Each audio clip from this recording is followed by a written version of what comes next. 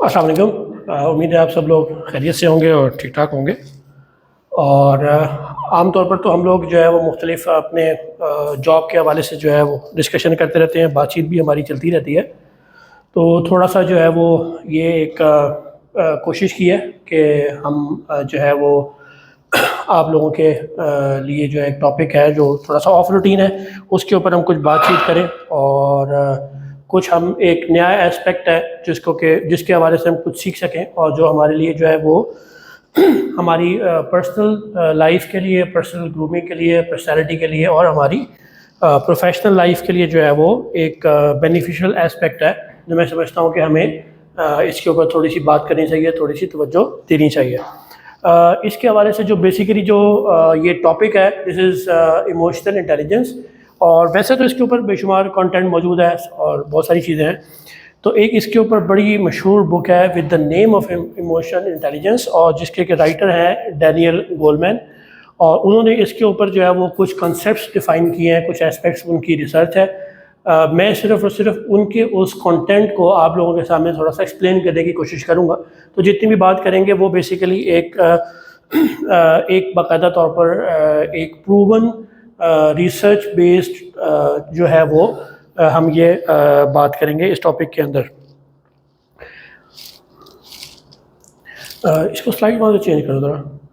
तो बेसिकली एक सबसे पहले तो मैं आपके सामने एक एनालॉजी रखना चाहता हूँ कि इसको आमतौर पर हम EQ वर्सेस IQ की ये एक क्यों समझ लीजिए कि ये डिबेट है। आज तक हमने कन्वेंशनली जितनी भी बात होती रही है तो IQ पर ही बात होती है। बल्कि मुझे अच्छी तरह याद है, हमारे इवन इंजीनियरिंग के ज़माने की बात है, तो उस ज़माने में एक वेबसाइट थी।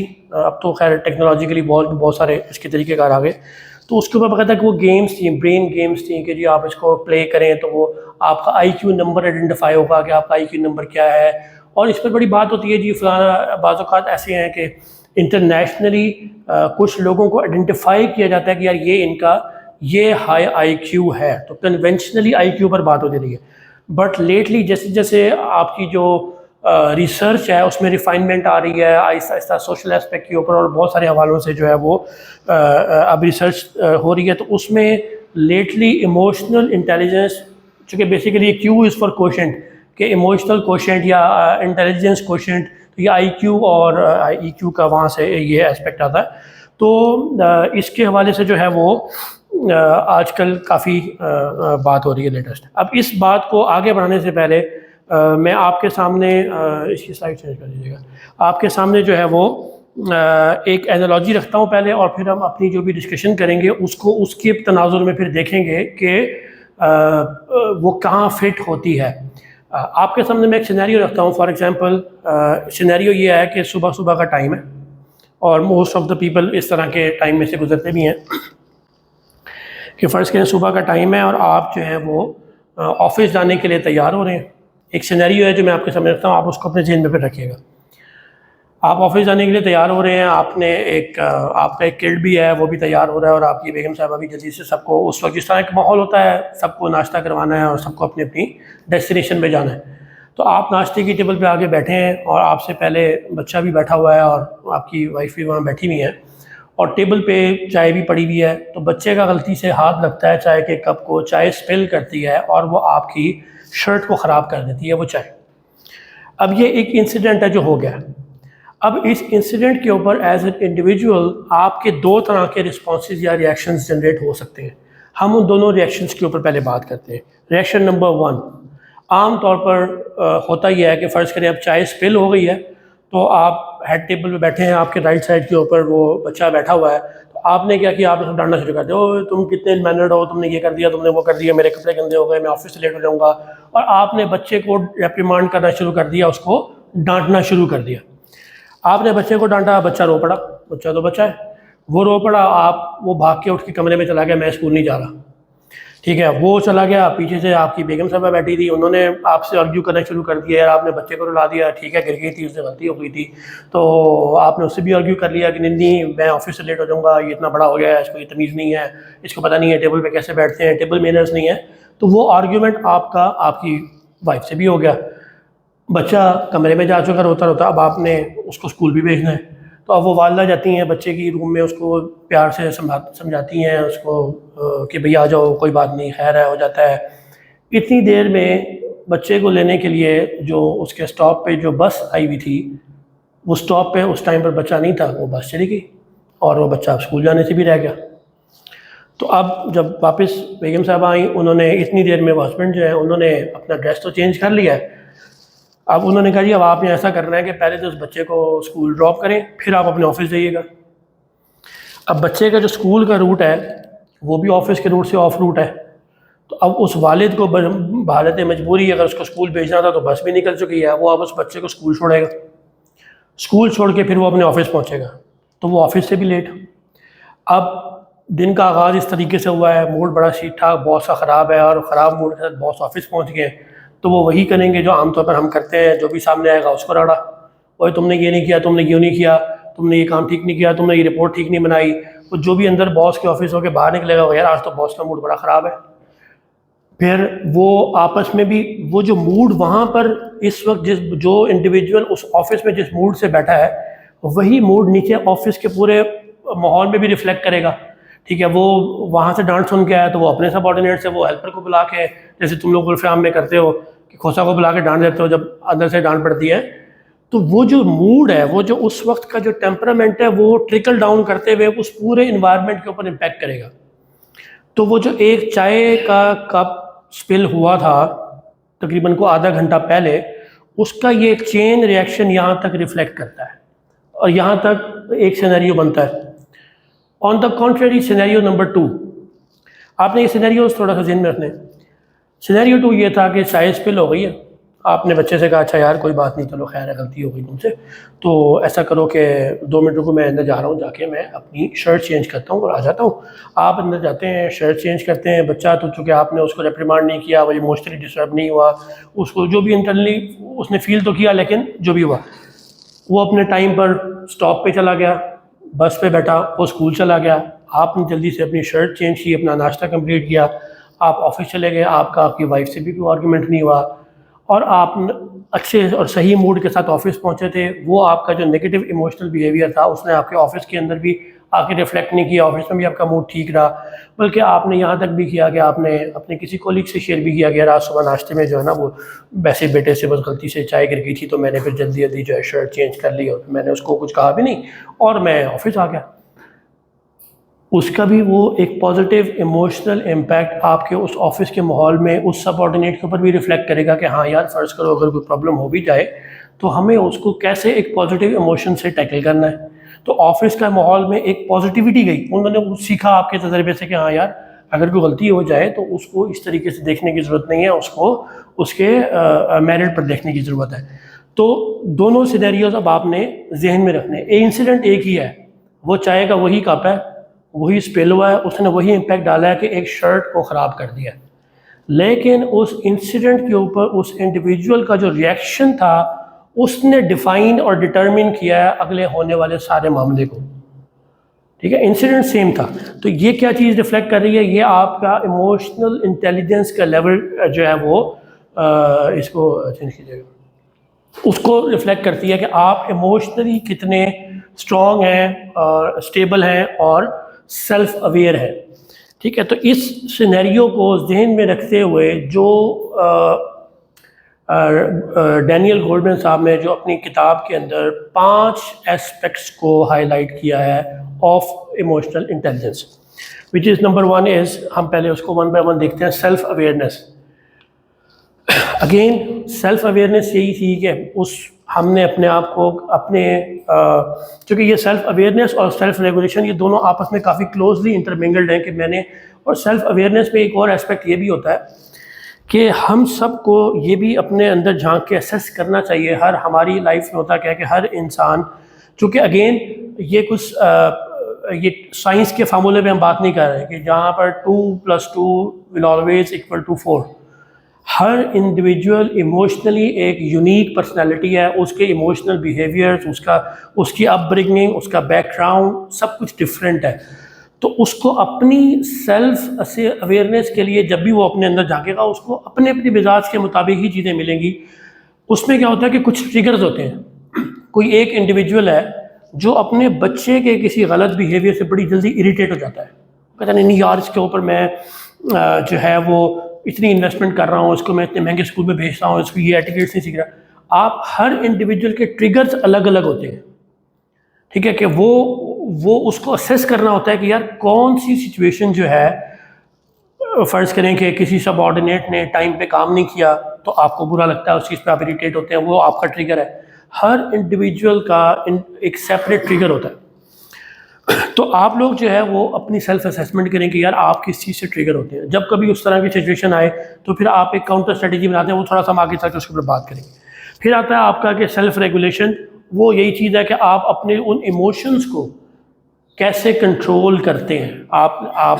आप उसके लिए जो है वो आपको समझना पड़ेगा, इस चीज़ को अंडरस्टैंड करें खुद के, यार ठीक है अगर मैं नेगेटिवली बिहेव करूँगा तो मेरी सराउंडिंग के ऊपर उसके किस तरह के इम्पैक्ट आएंगे। मोटिवेशन तो ऑब्वियसली एक बड़ा कॉमन सा वर्ड है, इसके ऊपर हम सबको पता है कि यार हमें अपने मोटिवेट रहना चाहिए, डीमोटिवेट ना हो किसी भी तरह की सिचुएशन में, प्रॉब्लम फोकस्ड अप्रोच ना हो, सोल्यूशन फोकस्ड अप्रोच हो। अगर हमारी अप्रोच जो है वो कोई भी प्रॉब्लम हो गया तो अगर हम प्रॉब्लम की गर्दान करने के बजाय कि यार वो चाय गिरा दी, बेटे ने चाय गिरा दी, चाय गिरा दी, चाय गिरा दी, आपने उसकी सोल्यूशन फोकस किया, ठीक है मैंने जल्दी से शर्ट चेंज करनी है, वो सोल्यूशन फोकस्ड अप्रोच थी, उससे आपका जो है वो मसला हल होगा। एम्पैथी के ऊपर थोड़ी सी एट लेंथ बात करेंगे हम। एम्पैथी के हवाले से जो है वो आप में से कोई बंदा डिफाइन कर सकता है कि आपने इस वर्ड से क्या समझ आती है? What is empathy? Anyone? Sorry, ठीक है, एनीवन एल्स? ये है कि सर हम दूसरे की जो बात है ना उसको भी अंडरस्टैंड करें अपना एक नुक्ता नजर जो है ना। Anyone else?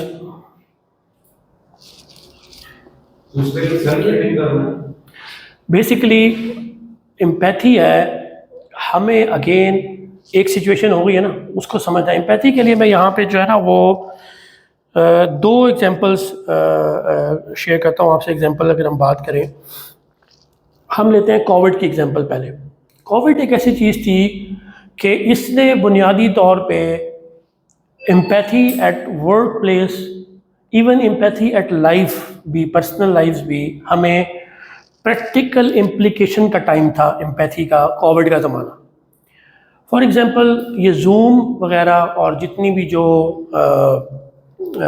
Remote meeting apps हैं या प्लेटफॉर्म्स हैं, these platforms are always there. ये कोई कोविड के बाद नहीं बने, ये एग्जिस्ट करते थे, ठीक है। लेकिन क्या था, फॉर एग्ज़ाम्पल हमने आज ये मीटिंग रखी, आपको मैंने एक सर्टेन डेट बताई, एक सर्टेन टाइम बताया, एक सर्टेन प्लेस बताई और आपसे कहा कि यार एक बड़ी इंपॉर्टेंट मीटिंग है और आप जहाँ भी हैं, जिस भी सिचुएशन में हैं, जो भी काम कर रहे हैं, आप उसको छोड़ें, साइड पे करें और आप आएँ और फिज़िकली इस स्पेस में यहाँ इस वक्त प्रेजेंट हो। अब फॉर एग्जांपल आप में से एक बंदा कहता है कि यार मैं तो इस वक्त नहीं आ सकता, मेरे तो एक और जगह कमिटेड था। अगर फ़र्ज़ करें वो इंडिविजुअल से घर पे था, जी मेरी आज तबीयत ठीक नहीं है, मेरी कोई डॉक्टर से अपॉइंटमेंट है, whatever, there can be any reason कि उन 4 या 5 या 6 लोगों में से कोई एक इंडिविजुअल उस लोकेशन में वहाँ नहीं पहुँच सकता था। तो अब क्या था कि हम कहते नहीं यार ये तो अगर तुम नहीं पहुँचोगे तो भाई तुम्हारे तो रेप्रीमेंट करेंगे और तुम्हारे खिलाफ रिपोर्ट निकलेगी और चार्जशीट होगी और तुम्हारा डिसिप्लिन ठीक नहीं है और all that. In remote platforms ने क्या किया, हमने कहा अच्छा यार तुम नहीं आ सकते, आधे घंटे की मीटिंग है, मैं तुम्हें जूम का लिंक शेयर कर दूंगा, तुम अपनी लोकेशन से मीटिंग अटेंड करेंगे, बाकी लोग फिजिकल स्पेस में उस मीटिंग को अवेल कर लेंगे। अगर कोविड नहीं होता ना, कोविड से पहले कभी ये चीज़ नहीं होनी थी। मैं सो यूँ भी कर कहूँ ना कि वो जूम वाले फ़र्ज़ करो, जैसे मैंने MBA किया ना, तो हमारे IOBM में मैं हर वीकेंड पे 2 साल के लिए यहाँ से जा रहा हूँ, ट्रैवल करके जा रहा हूँ और मुझे फिज़िकल स्पेस में होना है। और मैं अगर वहाँ जाके टीचर को कहता कि सर मैं तो इतना ज़्यादा कम्यूट करता हूँ, मेरी कॉस्ट आती है, टाइम लगता है, एनर्जी नहीं होती है, आप एक काम करें, आप इसको हाइब्रिड मॉडल पे ले आएँ, एक स्क्रीन लगा दें, इंटरनेट वैसे ही मौजूद है, मुझे जूम लिंक दें, मैं क्लास जूम पे अटेंड कर लूँगा, मेरा सेशन भी मिस नहीं होगा, मुझे जाना भी नहीं पड़ेगा। तो कोविड से पहले सवाल ही पैदा नहीं होता था कि कोई इसको एक्सेप्ट करता। लेकिन कोविड ने इस चीज़ को रियलाइज़ करवाया कि लोगों की फ़िज़िकल इस तक मोबिलिटी अफेक्ट हुई, तो उन चीज़ों ने अडॉप्ट होना शुरू कर दिया। हमने अंडरस्टैंड करना शुरू कर दिया कि हाँ यार, किसी इंडिविजुअल की ऐसी मजबूरी हो सकती है कि वो फिज़िकली नहीं आ सकता, तो चलो इसको रिमोटली ऑन बोर्ड ले लो। तो ये इम्फेटिक जो हमारी थॉट प्रोसेस था, ये वहाँ से जनरेट हुआ। इवन घरों में भी ये बहुत यानी कि इसके ऊपर बड़ा कंटेंट मौजूद है। लोगों ने अपनी केस स्टडीज़, अपने एक्सपीरियंसेस शेयर किए हैं कि फ़र्ज़ करें कि एक रूटीन है कि घर में सुबह नुमान साहब उठे और ऑफिस चले गए और आराम से फर्स्ट उनकी फैमिली ने आराम से अपनी रूटीन बनाई हुई है, टाइम स्पेंड किया। अब आ गया कोविड और ये वर्क फ्रॉम होम में आ गया। अब सारा दिन वो घर रहना है, सारा दिन की बेगम साहबा कहेंगी यार ये तो फटा होगा अब, और वो फटे होने भी शुरू हुए। फिर ये जो मर्द हज़रात हैं, आमतौर पर वो घर में नहीं होते हैं, घरों के काम में, उन्होंने कहा अच्छा एक काम करते हैं, आज खाना मैं बनाता हूँ, क्योंकि काम भी लोगों के पास नहीं था। तो वो जब किचन में जाते थे तो जो किचन का हाल करके आते थे, तो अगले दिन होता था नहीं बाप ने आज किचन नहीं जाना, कल जो आप करके आए। तो आहिस्ता आहिस्ता वो इट्रीशन बढ़ी। वहाँ पर डोमेस्टिक फ्रंट पर भी लोगों को इमोशनली, लोगों के ऊपर वो बैगेज क्रिएट होना शुरू हुआ। तो जो अगेन वहाँ पर भी जिन लोगों का इमोशनल क्वेश्चन बेहतर था, उन्होंने उसको बेहतर तरीके से हैंडल किया, और जो लोग इमोशनल क्वेश्चन में वीक थे, उनके लिए वो वहाँ पर एक प्रॉब्लमेटिक सिचुएशन थी। ठीक है, इस तरीके से जो है वो एम्पैथी जो है, फॉर एग्जांपल आप मेरे पास, इसको मैं एक और तरीके से एग्जांपल इस एम्पैथी के टॉपिक पर अगर देना चाहूँ, लेट्स से कि फ़ाद साहब हैं और ये इनका एक रूटीन का टास्क है कि ये रोज़ 11 बजे इनको एक टास्क मिला हुआ है कि इन्होंने अपनी एक रिपोर्ट बनानी है और वो सर्कुलेट करनी है। 4-5 उनके उसके अंदर मखसूस किस्म की वर्किंग है जो इन्होंने करनी है, और वो रूटीन में कर रहे होते हैं। अब आहिस्ता आहिस्ता ये होना शुरू होता है कि मैं देखता हूँ कि यार आज जो रिपोर्ट है वो फ़ाद ने 11 बजे तो शेयर ही नहीं की, 11 बजे शेयर करनी थी, आज तो 11:30 हो गए, आज 12 बज गए। एक दिन हुआ, दूसरा दिन हुआ, लेट होना शुरू हो गई, तीसरे दिन रिपोर्ट ही एब्सेंट हो गई, बिल्कुल मिली ही नहीं। तो अब मेरे पास as a senior, as a boss, as a senior management person, again वही एक ही सिचुएशन है और 2 सिनेरियोज हैं, 2 रिएक्शन के सिनेरियोज हैं। पहला ये था कि मैं इसके डेस्क पे आऊँ या इसको अपने ऑफिस से बुलाऊँ और मैं इसको डांटना शुरू कर दूँ कि तुमने जो है वो टाइम पे रिपोर्ट नहीं आ रही, 2 दिन हो गए हैं, पहले तुमने लेट की है और अब तुम आज तो रिपोर्ट दी ही नहीं है, और मैं इसको रिप्रीमांड करना शुरू कर दूँ।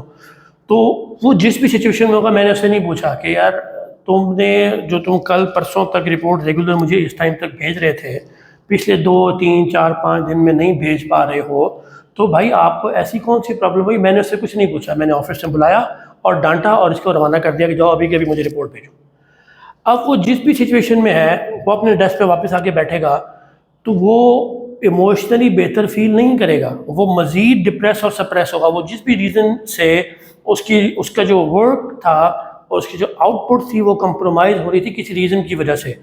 ना मैंने उस रीज़न को सुना है, ना समझा है, उल्टा उसके ऊपर वर्क का प्रेशर भी ऐड कर दिया है। तो वो जिस भी सिचुएशन से, इमोशनल सिचुएशन से गुजर रहा है, वो मज़ीद डिप्रेस और सप्रेस होगा, और उससे एज मैनेजर, एज मैनेजमेंट मुझे उसकी आउटकम में तो कोई बेहतरी नहीं मिलेगी। वो तो मज़ीद गई, वो तो कहेगा अच्छा मैं नहीं करता काम।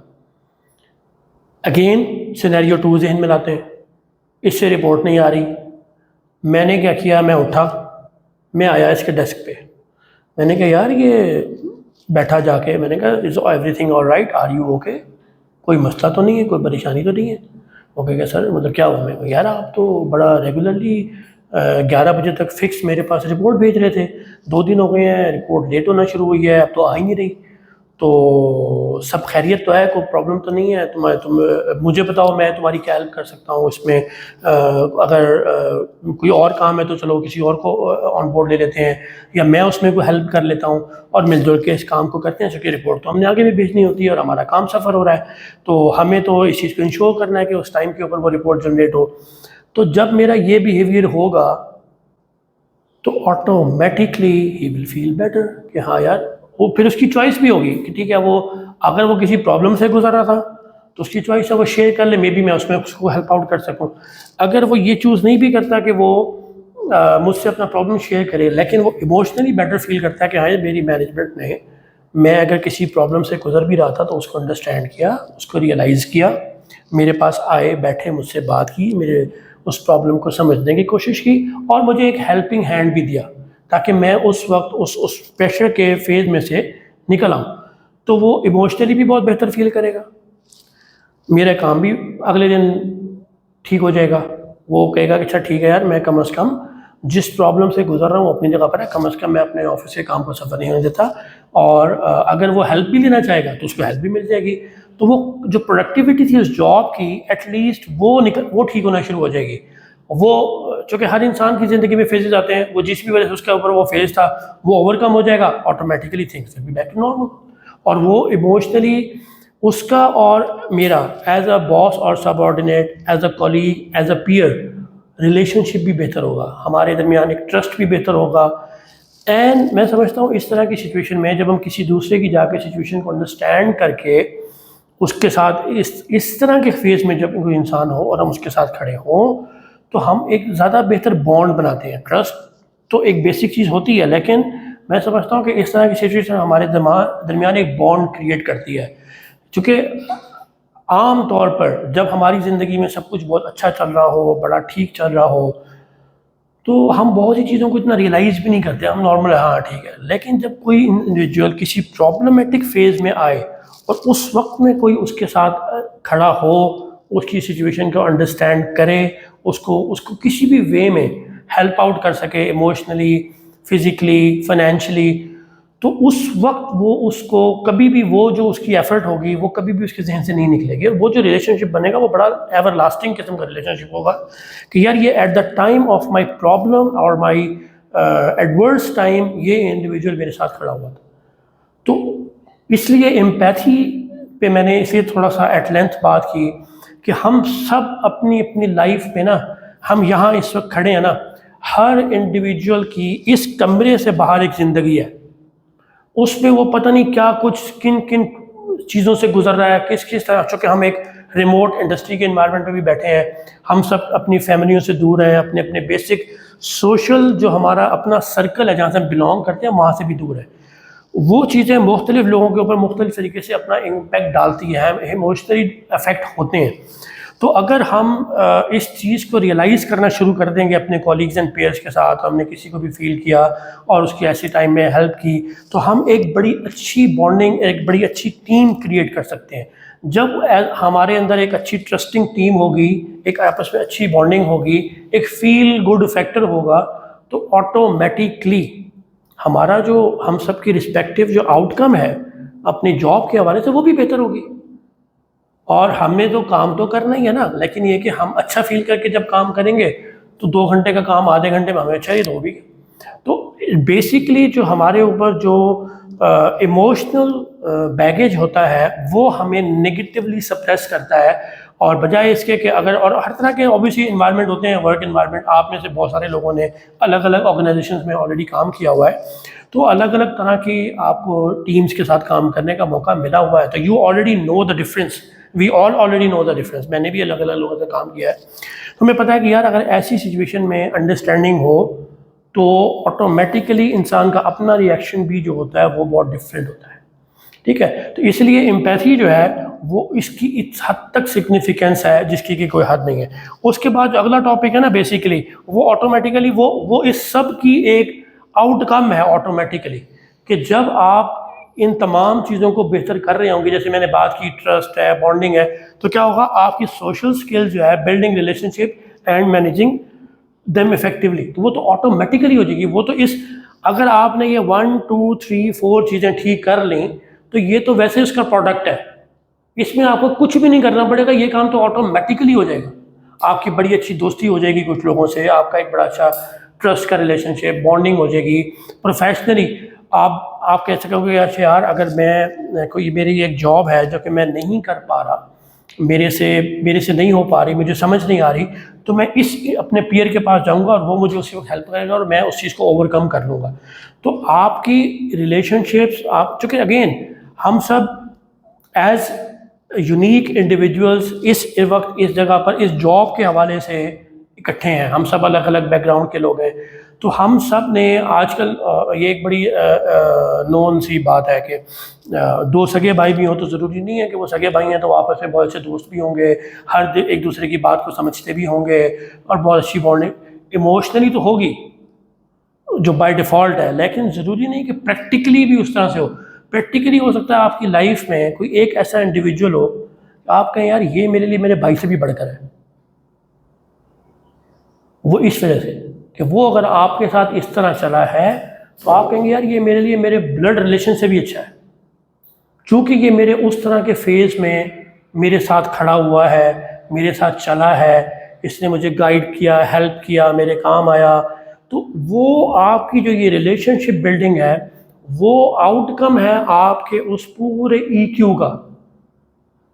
हमारे यहाँ आम तौर पर आजकल जो हमारी सोशली हमारे रिलेशनशिप इतने अच्छे नहीं हैं। क्योंकि हम अपने रिलेशनशिप में एक्सपेक्ट तो सब कुछ करते हैं, ये मेरे साथ ये सब कुछ करे, ये मेरे साथ ये भी करे, सब कुछ करे, लेकिन हम अपने अंदर नहीं जानते कि हम क्या कर रहे हैं। हम किसी के साथ किसी के प्रॉब्लम टाइम में कभी खड़े भी हुए हैं कि नहीं, किसी के साथ चले भी हैं, कोई हमारे पास आए यार बड़ा मसला हो गया, मुझे मेरे साथ चलो ज़रा मेरी हेल्प करो, गए नहीं यार मैं तो अभी बिजी हूँ, 2 घंटे के बाद आना। तो अगर जब तक आप आजकल के दौर में किसी के साथ खुद से चलेंगे नहीं ना, कुछ उसकी लाइफ में कोई वैल्यू ऐड करेंगे नहीं, तो आपको भी रिटर्न नहीं मिलेगा। तो ये चीज़ें इसलिए बहुत इंपॉर्टेंट हैं। इन तमाम सिनेरियोज़ पे जो मैंने आपसे जो जनरली बात की है, इस पे कुछ मैंने एग्जांपल्स, रिटन एग्जांपल्स भी हैं, लेकिन मैंने आपको सिनेरियो बेस्ड बात कर ली है। ठीक है, यही बातें जो यहाँ लिखी हुई ऑलमोस्ट मैंने वही सारी एक्सप्लेन कर दी हैं आपको ऑलरेडी। अच्छा, इसमें एक टर्मिनोलॉजी यहाँ पर आई है, चलो उसको आगे लेके चलते हैं। नेक्स्ट स्लाइड पे आओ। ये तकरीबन वही सारी बातें जो मैंने आपसे ऑलरेडी की हैं। अगेन वही पर्सनल बेनिफिट्स हैं, प्रोफेशनल बेनिफिट्स हैं, तकरीबन ये सारी बात मैं आपसे कर चुका हूँ। ठीक है, कि आपकी लीडरशिप स्किल बेहतर होती है, वर्क शेप का रिलेशनशिप बेहतर होता है, और एज ह्यूमन बीइंग आपकी पर्सनल ग्रोथ भी होती है। आगे चलें। ये वही एग्जांपल्स हैं जो मैं आपसे शेयर करता चला आ रहा हूँ। आगे चलें। हम कोशिश करते हैं थोड़ा प्रैक्टिकली इस पे बात करने की कि नेक्स्ट है।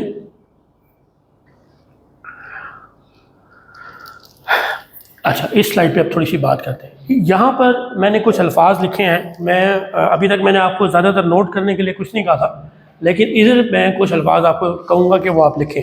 और अगेन मैंने पहले थोड़ी सी बात की कि ये है सोशल साइंस के रूल्स हैं, तो इसमें कभी भी 2+2 4 नहीं होता है। इसमें सिनेरियोज़ में ये इवॉल्विंग कॉन्सेप्ट हैं, ये एज ऑफ टुडे के कॉन्सेप्ट हैं। हो सकता है कल इसके अगेंस्ट भी और इससे बेहतर निकल आ जाए। वैसे आजकल थोड़ा सा SQ पे भी एक बात आना शुरू हो गई है, सोशल कोशेंट आपका, लेकिन मैं समझता हूँ कि वो इसी की ही आउटकम है कि अगेन अगर आपका EQ बेहतर है तो आपका IQ ऑटोमेटिकली बेहतर हो ही जाएगा।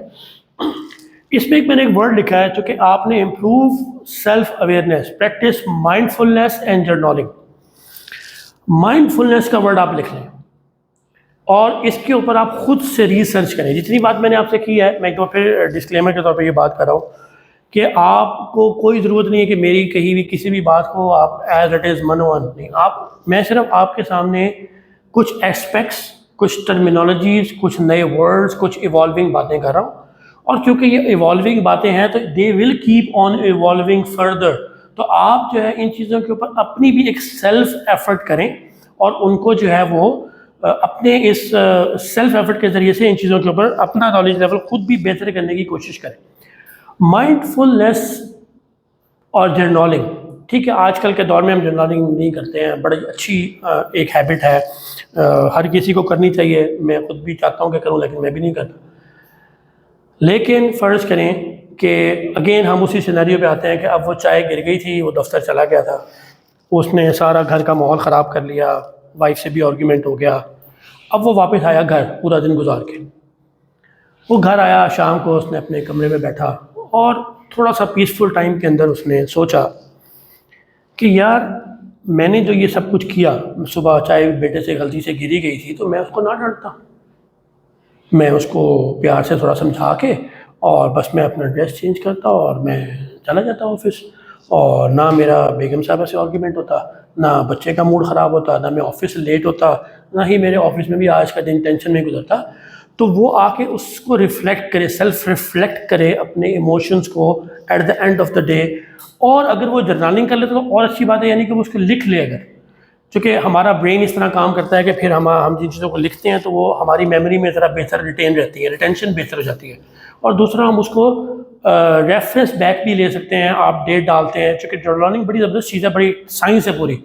उसमें लोग डेट डालते हैं, सारा कुछ डालते हैं। एट द लेट्स से कि आप आज से 10 साल के बाद आपने जर्नल उठाया, ऐसे ही आपने उसको स्क्रॉल थ्रू किया, आपके लिए वो बड़ी बाज़ औक़ात बड़ी रिफ़्रेशिंग मेमोरीज़ क्रिएट करेगा।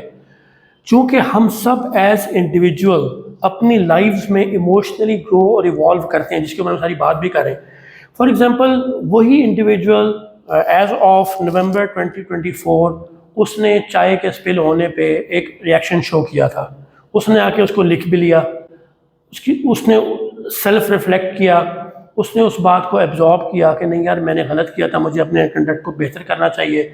उसने अपने कंडक्ट को बेहतर किया, उसकी ज़िंदगी में मामला चलते रहे और वो अपने को इम्प्रूव करता चला गया। 4 से 5 साल के बाद ऐसे ही उसने जर्नल खोला, उसने ये देखा, तो उसके लिए होगा यार मैंने कितना ग्रो किया है इमोशनली, मैंने कितना अपने आप को लर्न किया है, तो उसके बाद एक रेफरेंस भी होगा और वो बहरहाल एक मेमोरी भी होगी कि हाँ यार देखो मैं कितना बेवकूफ़ इंसान था आज से 10 साल पहले। एक और बड़ी अच्छी एक बुक है, वो मैं अभी तो सिर्फ उसमें से एक बात है वो यहाँ कोट करता हूँ। उसने कहा कि अगर हम ज़िंदगी में ग्रो करना चाहते हैं, सीखना चाहते हैं, इवॉल्व करना चाहते हैं ना, तो हमें एक बात में खुशी महसूस करनी चाहिए कि अगर फैज़ान मेरे पास आए और आकर मुझे कहे कि सर ये जो आप काम कर रहे थे ना, ये इसमें ये गलती थी, ये काम आप इस तरह गलत कर रहे थे, आपको ये काम इस तरह गलत नहीं करना चाहिए था, इस तरह करना चाहिए था, ये इसकी एक बेहतर स्ट्रेटजी थी काम को करने की, आपने इसको बड़े गलत तरीके से किया। अब मेरे पास अगेन 2 तरह के रिएक्शन है। पहला, मैं उसका सीनियर हूँ, बॉस हूँ, मैं तेरी ऐसी की तैसी, मुझे गलत कह रहा है, मैं कैसे गलत, मैं तुम्हारा तो जुम्मा 8 दिन हुए हैं, तुम्हारा तो 10 दिन का तजुर्बा है, मेरा तो 100 दिन का तजुर्बा है, तुम मुझे आके कह रहे हो कि मैं गलत कर रहा हूँ, भाग जाओ यहाँ से। ये एक रिएक्शन है। दूसरा, मैं कहूँ यार thank you very much Faizan, मैंने तो इस बात को इस तरह देखा ही नहीं, मैं तो बस कन्वेंशनली वो काम करता चला रहा था जैसे मैं करता चला रहा था, मैंने अपने किसी सीनियर से सीखा या प्रैक्टिस पहले से होते हुए देखी थी, मैं तो उसी को ही फॉलो करा था। थैंक यू यार कि आप आए, आपने मुझे एक नया एस्पेक्ट बताया तो मैं इसको अडॉप्ट कर लेता हूँ। तो अपने आप के लिए गलत साबित होने में अगर कोई इंसान खुशी महसूस करे ना, तो ये एक उसका बड़ा स्ट्रॉन्ग इमोशनल क्वोशेंट है ऑलरेडी, और इतनी करेज बहुत कम लोगों में होती है। अगर हम इस बात को, हम सबको इस बात का प्रैक्टिकल एक्सपीरियंस मौजूद है कि मेहमान साहब जाएं अपने वेल्डर के पास, उसको कहें यार ये तुमने वेल्डिंग जो की है ये तो गलत की है, इस तरह तो नहीं करते, इस तरह करते हैं। वो कहेगा सर आपको क्या पता, आपको तो गिनती के 5 साल हुए, मैं तो 20 साल से ये काम कर रहा हूँ। हमें यही रवैये ही होते हैं ना, तो वो हमें इवॉल्व नहीं होने देते, हमें ग्रो नहीं करने देते। तो ग्रोथ की चूँकि बात हुई थी पहले भी, और थोड़ी सी तो मैं एक और छोटी सी फ्रेज लेकर फिर मैं आगे बढ़ता हूँ। ग्रोथ माइंडसेट है क्या? आपका ग्रोथ माइंडसेट ये है, यू हैव टू लर्न, आपने कुछ सीखा तो यहाँ तक पहुँचे, then you have to unlearn, आपने कुछ गलत सीख लिया यहाँ तक पहुँचते पहुँचते, उसको अर्न लर्न कर दें, and then you have to relearn, कि मैं आपके पास आया था, मैंने आपको कहा था यार आप गलत कर रहे थे, आपने कहा अच्छा तो मुझे बताओ कि सही कैसे होता है, तो मैं सही कर लेता हूँ, तो मैंने उसको री लर्न कर लिया, इससे क्या हुआ, मैंने ग्रो किया। अगर मैं उसी चीज़ पर एडमेंट रहता कि नहीं नहीं नहीं मैं तो बिल्कुल ठीक कर रहा हूँ, आप कौन होते हैं मुझे बताने वाले, तो मैं ग्रो नहीं करूँगा। तो ग्रोथ होगी, you have to learn, repeat करें, you have to learn and relearn. चूँकि हमने वो चीज़ जो री लर्न की थी ना, अब वो लर्न कर लिया, हो सकता है आने वाले किसी टाइम में उसको भी अर्न लर्न करना पड़े। हम कहे अच्छा यार वो तो ठीक है, एक दफ़ा मैं एक काम ऐसे कर रहा था, फिर मुझे उसमें ये बात पता चली, ठीक है मैंने उसको ठीक, लेकिन बाद में पता चला कि वो बात भी सही नहीं थी, तो चलो अब उसको मज़ीद रीलर्न करते हैं। तो ये आपके हाथ में है कि आप अपने उस ग्रोथ के साइकिल को कहाँ रोकते हैं, रोकना चाहते हैं या रोकना नहीं चाहते हैं, that is all in your own hands. ठीक है, तो इसलिए ये जो है वो अगेन, अच्छा दूसरा पॉइंट, पॉज बिफोर रिएक्टिंग, ये लिखें फ्रेज, और इस बात की अहमियत को समझें। अगेन, चाय का कप स्पिल हो गया, शर्ट ख़राब हो गई, और उस इंसान ने ज़बरदस्त बच्चे को डांटना शुरू कर दिया। अगर वो एक लम्हे का पॉज लेता, थोड़ा डीप, इसमें वैसे थोड़ा सा ना वो आप लोग इसमें अगेन ये इस तरह के कॉन्सेप्ट हैं जो इवॉल्विंग कॉन्सेप्ट हैं, बहुत सारी एसोसिएटेड चीज़ें भी हैं, तो उस पर आप रिसर्च खुद भी कीजिएगा। एंगर मैनेजमेंट के हवाले से और रिएक्शन मैनेजमेंट के हवाले से एक टेक्निक बताई भी जाती है कि फ़र्ज़ करें ऐसा कुछ सिचुएशन आ गई है जिसकी वजह से आप गुस्से में आ गए हैं बहुत ज़्यादा, तो अब आपको क्या करना चाहिए।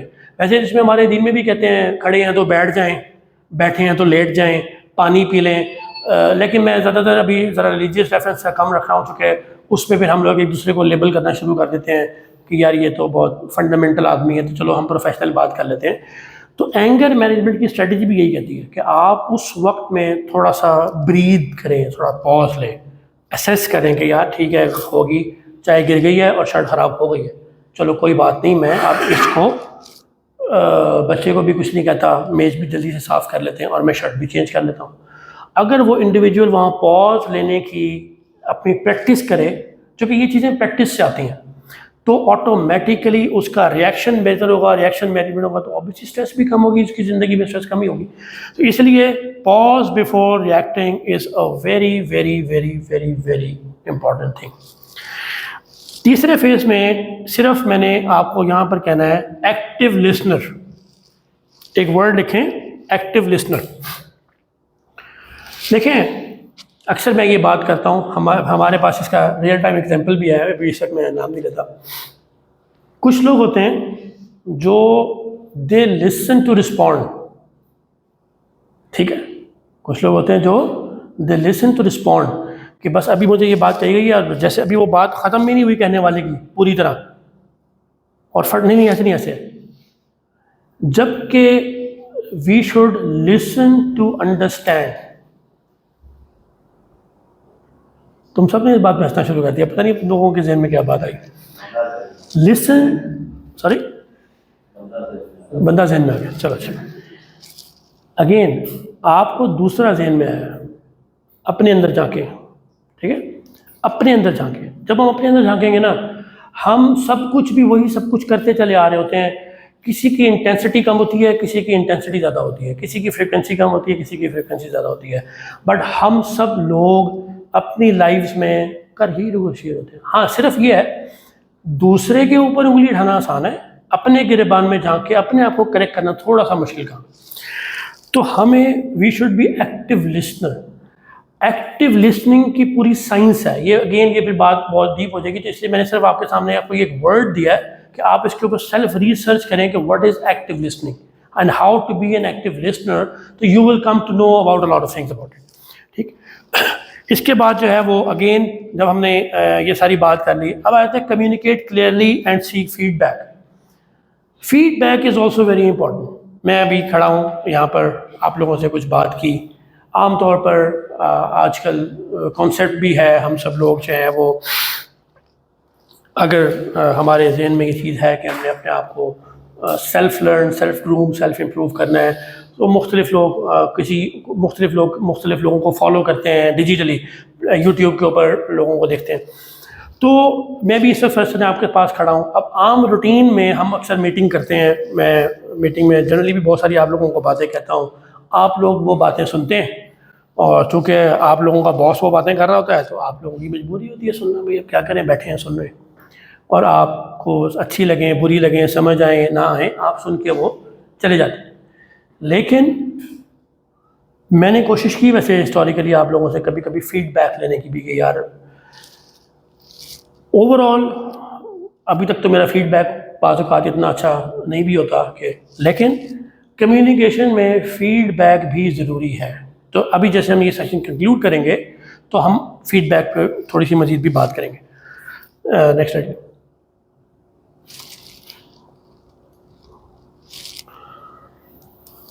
तो ये इसी किस्म की बातें हैं जो मैंने सारी की हैं, डीप ब्रीदिंग की है और सारा को। तो अब इसमें की टेक अवेज की जहाँ तक बात है ना, यहाँ पर मैं थोड़ी देर के लिए पॉज लूँगा और आप लोगों को कहूँगा कि आप सब लोग जो है वो अपने अपने डायरी बंद नहीं करें, अपने अपने टेक अवेज अभी तक की डिस्कशन के खुद लिखें सब आपने इस डिस्कशन में, चूँकि अगेन हर इंडिविजुअल की अपनी अपनी इमोशनैलिटी है, उसने इस सारी डिस्कशन में उसको क्या टेक अवे लगा वो फैज़ान के लिए एक हो सकता है, दौलत के लिए कोई दूसरा हो सकता है। तो अब अभी तक की डिस्कशन में जो आप लोगों ने टेक अवेज समझ आए हैं, कम से कम 3 ज़रूर लिस्ट कर लें आप लोग।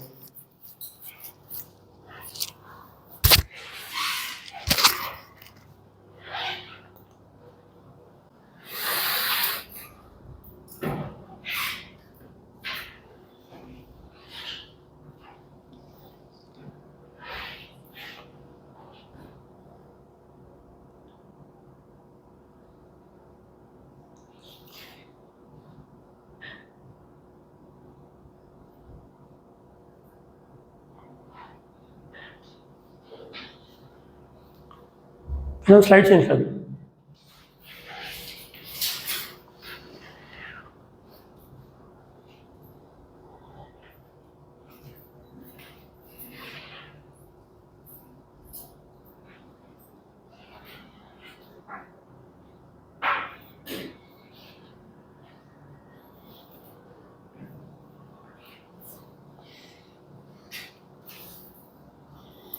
ठीक है, तो बेसिकली हमने जो कॉल टू एक्शन की भी अगर हम बात करें तो हमने यही बात ही की है कि आप इन सब चीज़ों को प्रैक्टिस करने की हैबिट बनाएं। इमोशनल इंटेलिजेंस के बारे में रीड का वैसे यहाँ वर्ड लिखा हुआ है, इस वर्ड को लिखना बड़ा मुश्किल काम है। हम जितना कुछ पढ़ते हैं हमें पता ही है हम कितना पढ़ते हैं, ठीक है ना। तो बहरहाल वो आपकी चॉइस है कि आप किसी किताब को पढ़ रहे हैं, मैंने किताब का भी आपको बता दिया, प्लस ये कि आप डिजिटली भी, इवन ये जो डैनियल गोलमैन साहब हैं, इनकी एक इसी टॉपिक के ऊपर और अपनी बुक के हवाले से पूरी की पूरी एक उनकी जो स्पीच है वो भी ऑनलाइन मौजूद है, आप यूट्यूब कर सकते हैं। तो आपको चूँकि मैंने तो बहुत थोड़ा सा कोशिश किया था, सुपरफिशली ही बात की है इन टॉपिक्स के ऊपर, पर जिसकी रिसर्च है उसने उसके बैकग्राउंड्स के ऊपर और ज़्यादा इन डिटेल और इन डेप्थ बात की है। तो आप जो है उन चीज़ों को आज खुद सेल्फ ट्रेनिंग आप अपने अंदर लेकर आ सकते हैं। Next side. ठीक है, तो ये एक ओवरऑल टॉपिक था जिसको हमने कवर किया। वैसे मुझे उम्मीद काफ़ी है कि इसमें से आप लोगों को यकीनन कुछ ना कुछ जो है वो आपके लिए नया एस्पेक्ट जो है वो ज़रूर होगा। कंक्लूड करने से पहले अगर आपकी चॉइस है, आप में से कोई भी इंडिविजुअल अगर चाहे तो जो हमने अभी तक डिस्कशन की और जिस तरह हमने एक सिनेरियो पे बात की थी कि भाई एक इवेंट था और उसके ऊपर 2 अलग अलग तरह के रिएक्शंस थे जिन्होंने उस सारे मामले को या हमारी लाइफ्स को डिटरमिन कर दिया है, वो हमारा रिएक्शन करता है। तो आप में से कोई अपना एक्सपीरियंस शेयर करना चाहेगा कि किसी का इस किस्म का कोई इंसिडेंट लाइफ में हुआ हो और उसने उसके ऊपर एक सर्टन रिएक्शन दिया हो और आज की इस डिस्कशन के बाद उसके जहन में सबसे पहले वो इंसिडेंट और वो रिएक्शन आया हो कि यार हाँ वो फलाने इंस्टेंस के ऊपर ये चीज़ हुई थी, अगर मैं उसको वाकई ऐसे ना करता और ऐसे कर लेता तो शायद वो सिचुएशन बेहतर हो जाती। तो क्या ऐसी फीलिंग किसी में आई है? Anyone? I? It is your choice if you want to share. Sir ये जो मेरा पिछला था तो वहाँ पे अक्सर मेरे साथ ये इश्यूज होते थे कि ये जो लिसन टू अंडरस्टैंड के बजाय मैं उसके ऊपर रिस्पॉन्ड कर देता था। तो बाद में बैठ के मैं सोचता था कि उसमें ये भी होता है कि अक्सर आपको आगे कोई मिसगाइड भी कर रहा होता है तो आप उसके ऊपर फौरन रिस्पॉन्ड कर देते हैं। जब बात की क्लैरिटी होती है तो फिर बंदा पहुंचता है तो बंदा सोचता है कि ये इसके पीछे तो सिनेरियो कुछ और था। तो इस तरह मेरे साथ काफ़ी बार था। तो यहाँ पे आने के बाद ये आपने मेरे कहते थे इसमें काफ़ी मेरी अवेयरनेस के बारे में आपने सबसे जो अच्छी बात आपने मुझे बताई थी कि if you want to be good manager you have to be a good listener. तो वो लिसनिंग पावर को मैंने इम्प्रूव करने की कोशिश की और ये मैंने यहाँ पे नोट किया कि लिसनिंग के बाद बहुत सारी चीज़ें ऐसे हुई कि रोटी तौर पर जो बंदे मुझे बता के गए मैंने उसको लिसन किया, रिएक्शन देने की बजाय कुछ घंटे के बाद उस बंदे ने खुद ही उसको जस्टिफाई करने की कोशिश की है और उसमें से कंक्लूजन कुछ और निकला। ठीक है, एनीवन एल्स? सर इसमें मैं एक क्वेश्चन पूछना चाहता हूँ कि आपने अभी एक बात की कि self awareness, how we can improve our self awareness. मैं अपनी सेल्फ अवेयरनेस कैसे कर सकता हूँ? मैं भी एक जगह पे स्टक हूँ। ठीक है, मैंने इसके लिए आपको एक वर्ड बताया और उसको हाईलाइट भी किया, दोबारा रिपीट करता हूँ। Which is mindfulness. ठीक है, इसके अगेंस्ट आप एक स्टार लगा दें, आपने लिखा है ना। अगर देखिए अगेन आपको अपने अंदर रिफ्लेक्ट करना होता है खुद। अगेन जैसे हम बात करते हैं, हर इंडिविजुअल का इमोशनल बिहेवियर डिफरेंट है, उसकी पर्सनैलिटी डिफरेंट है, उसका जो चूँकि ब्रेन मुख्तलिफ़ तरह के केमिकल्स रिलीज़ करता है, मुख्तलिफ़ तरह की एक्सटर्नल सिनेरियोस के साथ भी वो रिलेट करती हैं चीज़ें। तो चूँकि इसमें इंसान की केमिस्ट्री, इंटरनल बायोलॉजी, बहुत सारी चीज़ें होती हैं, तो हर इंडिविजुअल के लिए अपनी अवेयरनेस को ट्रैक करने का तरीक़ाकार जो है वो यूनिक होगा। लेकिन जो उसका तरीक़ाकार है वो यही है कि आपको थोड़ा सा, जैसे फॉर एग्ज़ाम्पल आज हमने एक मेरा ख्याल यही है कि मैं अज्यूम यही कर रहा हूँ कि तकरीबन 60-70% जो हमारी यहाँ पर जो इस वक्त ऑडियंस है, उनके लिए ये टॉपिक और ये वर्ड शायद नया होगा। तो अब आपके सामने एक नया एस्पेक्ट आया ना, अब आप उसके ऊपर सेल्फ रिफ्लेक्ट खुद से करें, बैठें आप। चूँकि एक बात याद रखें, अपने आप से सच बोलें, ठीक है ना। आप as a subordinate, as a peer, as a team member, okay, इसको स्टॉप कर दो।